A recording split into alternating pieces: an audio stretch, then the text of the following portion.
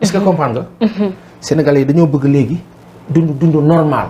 te rupture bi la ñu soxla. képp koo xam nag yaa ngi ci opposition bi. amul nguur la nekkoon wala nekk fa képp koo xam yaa ngi ci opposition bi soxna si. Sénégalais yi dañuy ànd ak yow surtout nag boo sincère nag dañ lay teg ni wayal teg na le foofu la Sénégalais yi toll. sunu yaay bi am na Touré en 2024 aux élections de présidentielles lu ne mën naa ne nu ngi kaa nuyu ba baax. temps yi di nga ko bër bi de. ah non j'ai trop aimé on lui a fait mal elle est partie. c'est normal loolu la. wax na dëgg après nag la mu jot a defandoo ak ñoom nag.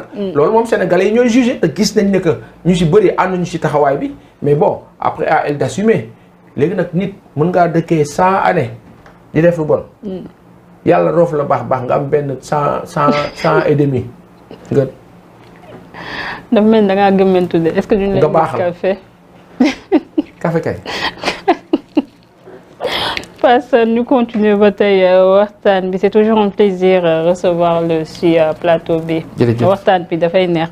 Passe déclaration yi ba tey ñu jàll si tey gis nañ aussi Yewwi Askan Wi les leaders de Yewwi Askan Wi tenir seen conférence de presse wax par rapport ak ce qui s'est passé à l'Assemblée nationale gouvernement bu président Macky Sall voilà l'attaque yi nga xam ne def nañ ko aussi si presse sénégalaise surtout le groupe GFM naka nga gisee voilà les différentes sorties ak intervenants yi kaddu yi nga xam ne yëkkati nañ ko de manière générale par rapport à la politique l'orientation surtout l'Assemblée nationale aussi. Bon je pense sur le cas de Barthélémy TFM foofu amul woon sax jafe-jafe. Moi j'ai suivi Barthélémy à parler de façon très courtoise. Il a fait l'émission avec Pape Ngagne, une émission assez intéressante et chaleureuse. Après nag Barthélémy et Barthélémy li nga xam nit ñi ñu ngi koy wax ci mbedd parce que tey nit ñi aussi bu ñu naxante TFM comme beaucoup de médias dans ce pays-là nit ñi dañ leen mere weddiwuñu le professionnalisme dañuy fa nekk. mais pas sincèrement est-ce que jàpp nga ne dañoo. waaw allez-y waaw xam nga tey dafa am loo xam ne dafay nekk TFM c'est pour man la télé numéro 1 dans ce pays-là. en tout cas actuellement ñoom ñoo ëpp audience. kon xam nga nit ñi bëgg nañ leen. ñi ngi leen di seetaan. mais malgré tout nit ñi ñu ngi wax loo xam ne saa yi mu ngi ci mbedd mi. ñi ñoom président Macky Sall lañ fi nekkal. loolu ñoom ñoo ko war a dindi est-ce que en 2012 dañ doon wax TFM président Abdoulaye Wade la fi nekkal. les gens le disaient pas est-ce que en 2000 dañ doon wax la presse écrite là daf fi nekk Abdoulaye Wade. les radios les télévisions dañ fi nekk Abdoulaye Wade non. est-ce que dañ daan wax 2STV daf fi nekk ak Abdoulaye Wade daf fi nekkal Abdoulaye Wade lu xew Sénégal télévision yeeg rajo yi dañ doon ànd def direct lancer ay générique def direct mais lan moo soppeeku lan moo changé donne bi lan moo tax tey mu mel ni cette presse là est amorphe terne nekk dans son coin comme si de rien n'était le 8 juin événement bu mag bi amoon place la nation obélisque marche bu rëy la chaîne de télé yi lu ñu doon teg ay clip ay bande dessinée ay waxtaan loo xam ne en 2011 2012 nit mënu kaa imaginer foofu la nit ñi meree di wax li ñoo wax léegi nag lu ni mel su amee saay ay mag dañuy waxante dëgg moi je loue le professionnalisme de Babacar Fall de toute l'équipe macha allah loolu moom du débat mais dëgg bi fi nekk mais la preuve nañ jël micro trottoir ñu dox ci mbedd mi rek ñu laaj nit ñi ne leen est-ce que ñun dañoo faral président Macky Sall et pourtant sur les 2 dernières années là le constat que j'ai fait moi professionnellement mooy que je sens plus d'équilibre jamono bii biir TFM qu'il y a 3 ans. Merci beaucoup. Merci. Je le dis honnêtement. Parce que loolu il faut aussi ñu signaler ko aussi. Si je regarde la position de Boubacar Ndour, de Charles Faye, de pas mal de chroniqueurs et d'intervenants, de Aïssatou Diop Fall, qui est très libre. Je l'adore pour sa liberté. sama yaay jooju maa ngi koy nuyuwaale. Aïssatou mu ngi kaa nuyu. Je l'adore pour sa liberté. Tantôt on peut ne pas être d'accord avec elle ou être d'accord avec elle, mais elle est libre. moom de toute façon ñëpp léegi attaqué. non nit dafay libre. Et il ne s'agit pas d'attaquer pour attaquer. Il s'agit d'être objectif par rapport à des constats. Encore qu'il ne s'agit pas d'attaquer les gens. Il s'agit de s'en limiter à actes yi ñoo posé loolu kese la. Sur le cas de Babacar Fall je pense que il y a eu une maladresse sur son propos à la fin. Bon? Oui c'est mon avis. C'est une maladresse. Est-ce que jàpp ne tontu boobu moo war aussi parce que personne nañ ko wax te dee fu mu toll nii journaliste yi kenn ñemewul sax def sa liggéey loolu aussi il faut que aussi journaliste yi sonné la fin de la récréation quand même pas ça. Quelle récréation? yow ku jóg rek ne presse nii ku jóg rek ne journaliste nii aussi. nit yi seen liggéey la ñuy def léegi lu xam nga yaa ko waxal sa bopp ku jóg rek ne kon ñëpp la kon ñu bare la kon ñu bare la la réalité dañu kaa wax fii mais Babacar Fall dénoncé na loolu en partie l'attitude de la presse ci benn sens ak ñeneen ñu ne ci médias yi dañ koy dénoncer. Si je prends le cas de Pape Sadio Thiam par moment mon frère si je prends le cas de je sais pas yàggul kan la waay mu may réer Bakary Domingo Mané qui a tiré sur la presse dans ce sens ne non attention les gars waaw loolu dëgg la nit mën na kaa dindi c'est la vérité yow mii toog naa fii nga bëgg ma fi song xeex ndax loolu te dëgg la soxna si kenn mënu ko dindi c'est-à-dire aujourd'hui li feeñ mooy la presse est ferrée kan moo ferré la presse ki nga xam ne en 2012 dafa falu daal di ne ko baal naa la sa ay bor toute la presse daal tàcc way accointance soit les stratèges on va dire ceux-là qui réfléchissent écrivent pour le président de la République en tout cas une bonne partie ils étaient dans les rédactions Souleymane Jules Diop journal l'événement autant le soleil avant l'événement après avant muy exilé wu pour revenir Alioune Fall qui était mon directeur au journal Le Matin imprimerie Tandian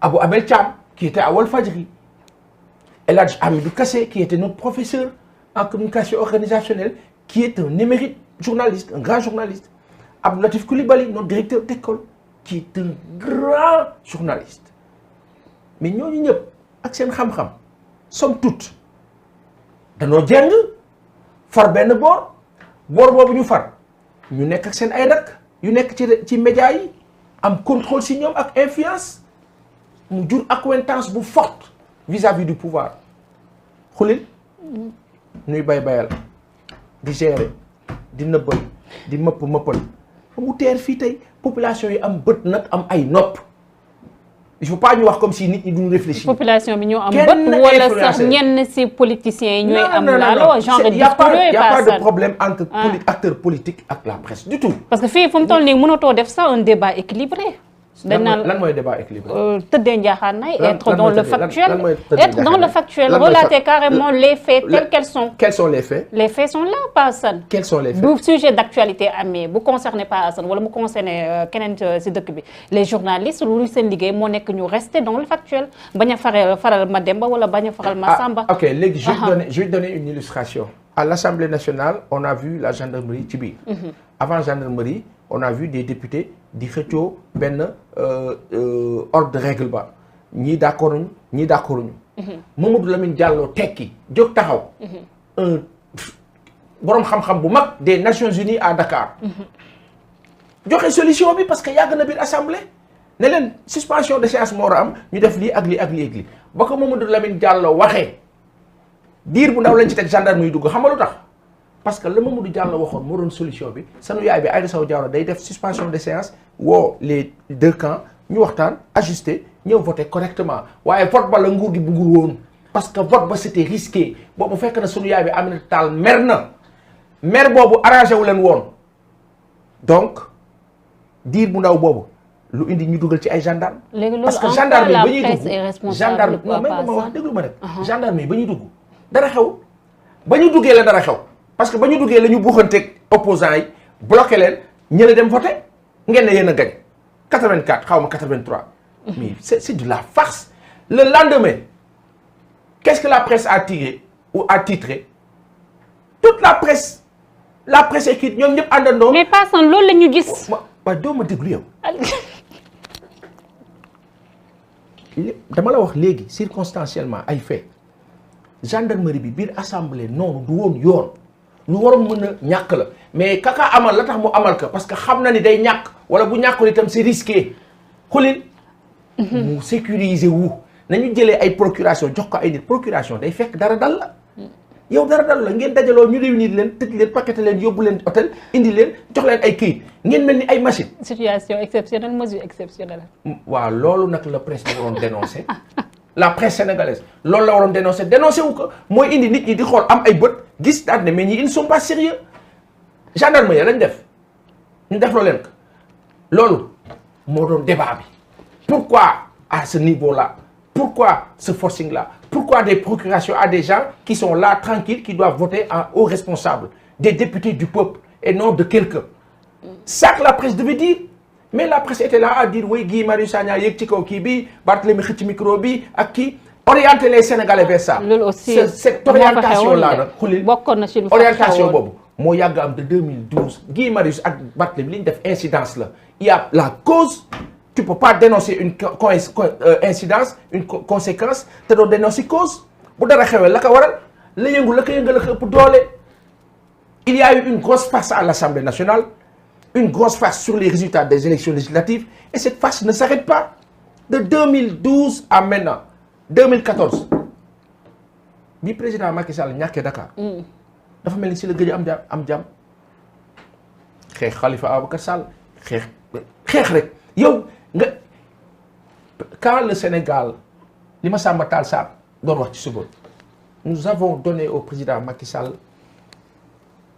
40 000 milliards yu manqué maanaam 38 000 et quelques milliards diggante 2012 en 10 ans et vous ne parvenez pas à Dakar à avoir une capitale propre parce que le maire qui était là Khalifa Ababacar Sall doon révolutionnaire def Dakar sans sable pour pavé Dakar yëpp pour xeex ko politiquement ngeen iñaane waa Dakar tëj affaire bi yàq projet bi tourné waat naan non renouveau urbain tourné waat naan non ministère de l'urbanisme et de l'hygiène publique après oui on va faire Dakar zéro déchet loolu dañu sax intelligence c'est de la haute stupidité mu teer fan xool leen Dakar ni mu salté nga tëj aéroport bi tëj Dakar ruraliser la capitale rendre ko triste net ba pare ne non damay développer Sénégal doo développer dara loolu du xam-xam ala iñaan boo xam ni nit ñi nag dañoo am xel di observer waaw quand la presse ne dénonce pas tout cela Ablaye Wade defu fi lii fi président Macky Sall def ci njombe ci njuumte. Je suis pas d'accord avec toi. Avec toi chaque jour presse bi dénoncé ko. non presse du la presse écrite voilà dans les émissions. regarde chaque jour dañ koy dénoncé defar presse. non yow kay nekkatoo journaliste. munoo loolu du waaye yow xulil loolu intéressé wu ma xanaa waaye wax day fen nekk journaliste intéressé wu ma léegi loolu booboo gën a gaaw la réalité elle est en face de nous ubbi leen seen bët yi ngeen xool bàyyi font bi bàyyi semblant bi xam ngeen dëgg bi fu mu ne tey jii nii fi Sénégal toll 38 000 milliards de francs CFA xam nga ne boo ko joxoon tubaab mu defar dëkkam en 10 ans Sénégal toll fii parmi les pays les plus pauvres au monde nga jël say ressources ak say yëpp joxe toog ne faax tranquille naam daraame aw si sa wasin na maa ngi nii kañ la xew bi togg leen laax yi c'est pas sérieux yaa sayda gis nga fii tant que ñu ngi nekk ci et malheureusement amuñu monopole di wax ci sunu ay confrères c'est de bons professionnels d'excellents professionnels mais malheureusement la précarité de la presse nga xam ñun ñii yoruñu dara toj ñu fenn ku ñu jox ñu jël di bëgg a dee mais moo tax fu ñu jëmee rek muy foofu.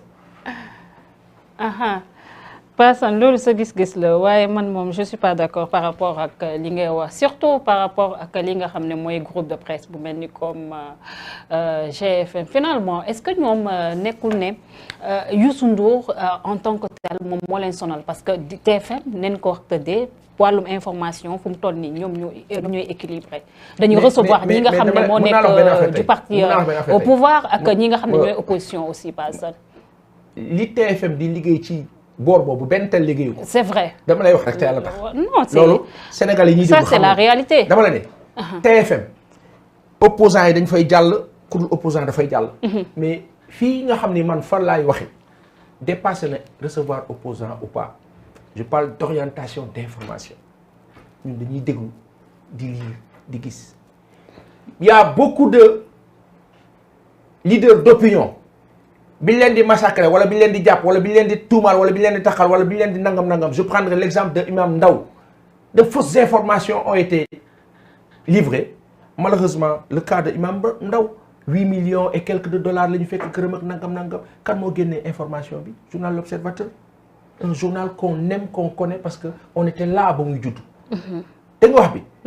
Loolu nag tey ma wax la benn affaire. Man liggéey naa ak Youssou kilifa bu mag. Pour moi, c'est le meilleur patron de presse de ce pays. Qui traite super bien ses agents. Xulil ma wax la benn dëgg boo xam du deñ. musuma gis Youssou wax nit bindal lii wala bind leen lii. xam nga lu ma xam si moom. Il laisse les gens prendre leurs responsabilités. waaw buñ la bàyyi nga jël sa responsabilité doo jël sa responsabilité. Boubacar Ndour quand il intervient il tire sur le pouvoir quand il le faut et il y a beaucoup de reprises. Il est libre. waaw ñeneen ñi ku leen teree libre bu dee dañoo libreul jàpp naa ne am na si ñu libre ñu bëri ñi ci ëpp boog jàpp naa ne dañoo libre waaw ka ci libreul. Mais être un bon journaliste ça veut dire tirer sur le pouvoir. loolu de sa laajab bopp la dinaa la ko laaj. yaa ko wax est-ce que ça veut dire tirer sur le pouvoir aussi. loolu moom sa laajab bopp la soxla. loolu moom man sama xel xalaat eggul foofu. man dama lay laaj. être un bon journaliste xam nga la. waaw. un bon journaliste amul. laaj ma lu tax laaj ma rek. lu tax. un bon journaliste amul. laaj mu lan moo am. le journaliste. Et c'est pas un journaliste, c'est le journaliste. C'est comme quand les gens disent, un leader. Non, un leader amul. Leader ben la. Le leader. moo tax bu ñuy wax les leaders dañuy am problème benn leader mooy am. kii jiite mbooloo mi ki gis affaire bi. ñu daan ki gis affaire bi ki gis yoon bi. mais pas ça bu ñu gisee le journaliste laisse-moi te dire le journaliste. Il n'est excellent que quand il dit réellement les faits. Mais c'est-à-dire quand il essaie de biaiser les faits, il fait de la désinformation. Là, il n'est plus journaliste. Loolu moo fi nekk. mais pas ça est-ce que aussi yenn si opposition bi que ñu cité ko ku mel ni comme Ousmane Sonko. bu demee bay wax ne carrément am na si droit mu ngi félicité ki nga xam ne mooy Barthélémy Diaz mais mel ni comme kuy attaqué indirectement Pape Ngagne Ndiaye te ku xam Pape Ngagne Ndiaye. bu recevoir Ousmane Sonko lan la ko attaqué nu mu ko attaqué de façon ironique. ne carrément dalal nit sa émission am ni ngay waxee am ni ngay et là Pape Ngagne Ndiaye ko xam ka Pape Ngagne Ndiaye recevoir opposition recevoir pouvoir moom noonu lay traiter aussi son émission. C'est son style quoi. C'est son style loolu est-ce que mën nañ ko reprocher aussi Pape Ngagne Ndiaye. dinaa la wax benn affaire. mën naa la rejoindre foofu dans un sens pourquoi. Je connais le style de Pape Ngagne Ndiaye. Je suis opposant ça ne m'agrée pas xoolil ça ne m'agrée pas. ma fa dem. Voilà. Mais dès lors que ma dem fa je suis obligé de jouer son jeu. Parce que c'est son style, c'est son plateau. C'est son plateau. Léegi nag yow mi fa dem tamit yaay wane sa bopp. Wow. Et qu'est-ce qui s'est passé? Barthélémy à maintes reprises a fait cette émission et la dernière fois Barthélémy a fait face à Pape Ngagne kii ak stylam kii ak te Pape Ngagne sax il préfère Barthélémy sax dafa mel il préfère aller chez Pape Ngagne te xam na lan moo ko fay xaar. Oui mais parce que Pape Ngagne il anime une grande émission à forte audience opposant bu muus da nga fay dem. man de opposant bu taxaw ne du ma fa dem man la dem fa parce que fa ngay amee sax lu gën a duun. dina la bousculer dana la wax loo ngeen xëccoo et il termine toujours bien ses émissions à la fin qu'est-ce qu'il dit bon. xam nga il y a plus d'humanité à la fin. et c'est la morale à retenir. au-delà.